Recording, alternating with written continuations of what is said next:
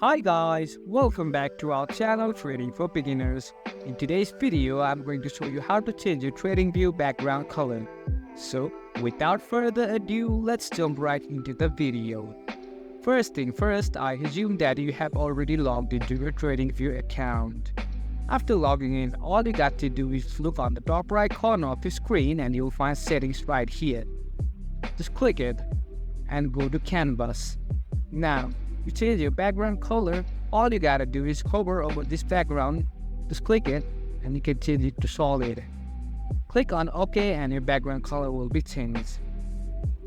That's it for today guys. If you find this video helpful, then don't forget to give thumbs up, comments and feedback will be appreciated. Subscribe to our channel and don't forget to hit the bell icon so that I can come up with new videos like this. Until then, have a great time and thank you for watching.